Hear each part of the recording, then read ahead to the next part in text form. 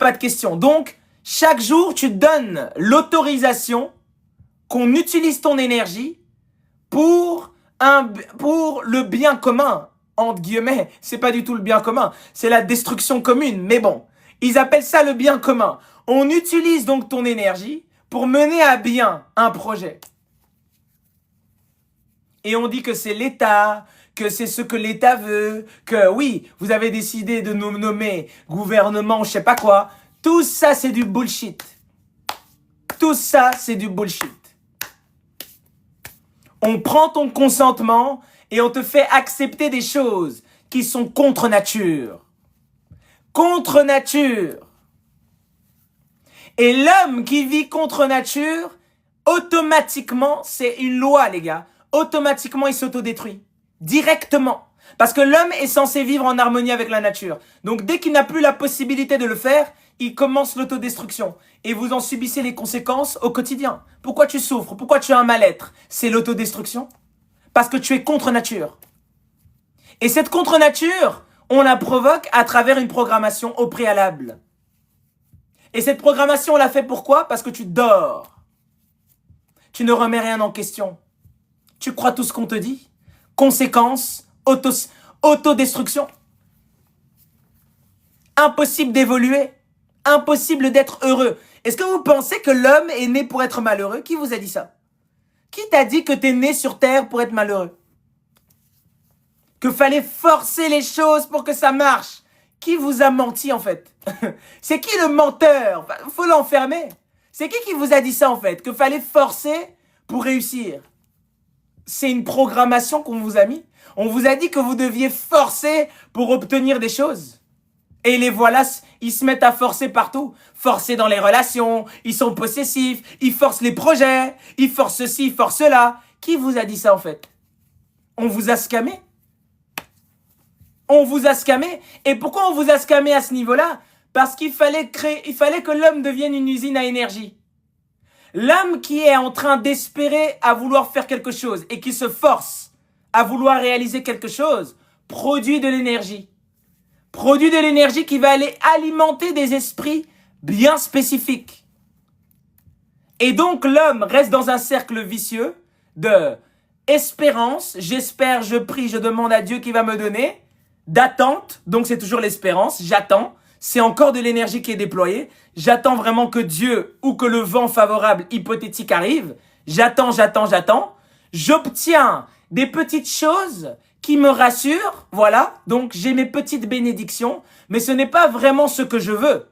Ce que je veux n'a pas encore été donné. Et même, et pendant ce temps-là, je veux encore quelque chose d'autre.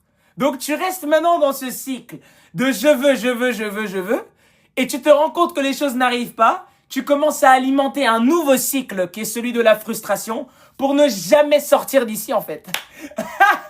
Est-ce que vous vous rendez compte? La programmation, pour ne jamais ressortir.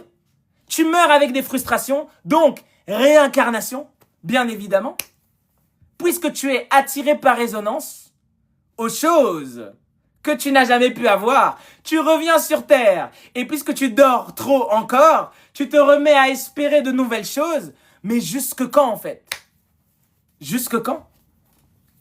Voilà le scam mondial. Espérez, priez et obtenez. Non. Deviens la chose. Reconnais que toutes ces choses sont déjà une partie constitutive de toi. Et tu n'en auras plus besoin. Tu n'en auras plus besoin. Pourquoi je vais chercher la paix si je suis déjà la paix? Ça me sert à quoi? Pas besoin de chercher la paix. Je suis déjà la paix. Pourquoi chercher l'abondance si je suis déjà abondant? Pourquoi chercher? Pourquoi chercher l'amour si je suis déjà amour? Ça ne sert à rien. Comment devenir amour? Comment être amour? Ben, cultive l'amour que tu veux qu'on te donne. Celui dont tu rêves là, devient cette chose-là. Devient cette énergie que tu rêves d'incarner. C'est tout. Et tu fais donc le travail inverse. Tu n'es plus dans l'espérance. Tu n'attends plus. Puisque tu n'attends plus, tu l'es déjà. Et puisque tu l'es, loi de l'univers, c'est que ça manifeste exactement ce que tu vibres au quotidien. Et donc tu vas manifester ce que tu es. Loi de l'attraction, parfaitement exécutée.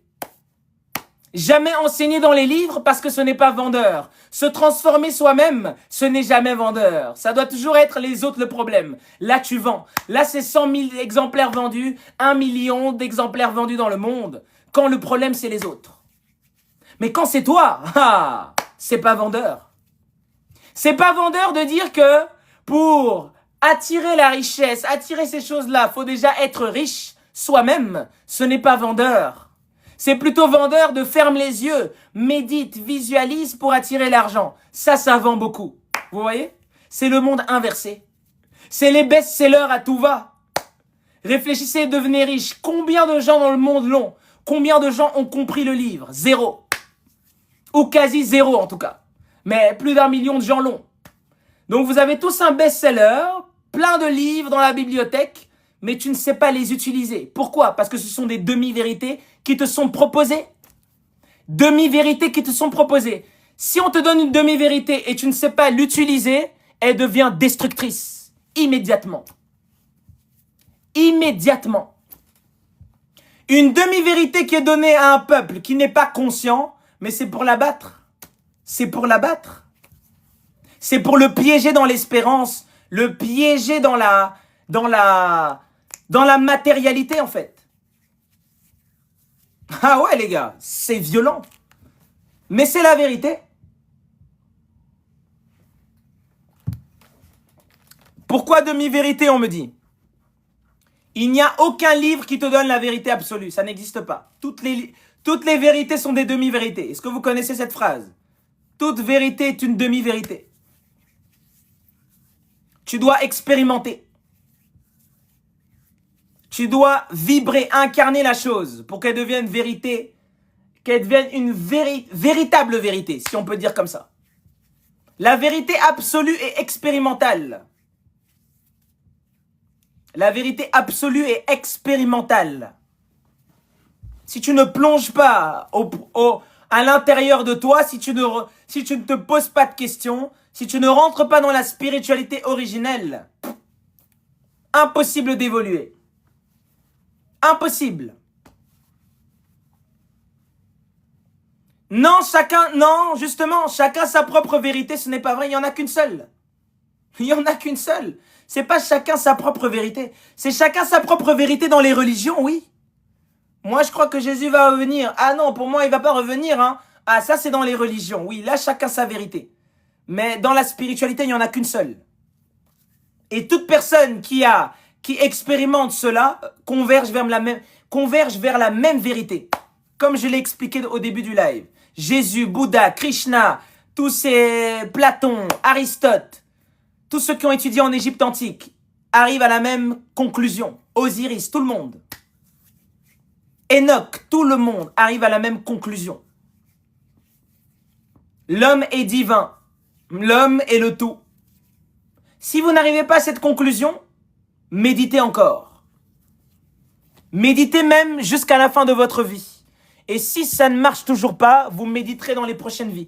Mais vous arriverez à la même conclusion. Parce que personne ne rentre dans le plan divin sans arriver à cette vérité que tu es la divinité. Tu ne peux pas rentrer dans le plan divin sans le savoir. C'est impossible. C'est impossible. Donc toutes les personnes qui disent qu'ils ne sont pas Dieu, très bien. Mais sachez que si, tant que vous n'êtes pas conscient que vous l'êtes, vous ne rentrerez pas dans le plan divin. C'est impossible. Impossible. Sachez-le. Donc sachez déjà ça, que c'est la porte d'entrée. Et c'est pas juste le dire que tu es Dieu. Tu dois l'incarner, l'expérimenter. L'expérimenter. Exactement, loi de correspondance. Ceux qui rentrent dans le monde divin, c'est ceux qui sont correspondants au monde divin. Pourquoi il y a des démons tout autour de toi dans ta vie? Parce que tu es correspondant avec ces démons. Tout simplement. Sinon, ils ne seraient pas là autour de toi. Ils ne seraient pas là en train de te pourrir la vie au quotidien. S'il n'y avait pas de correspondance.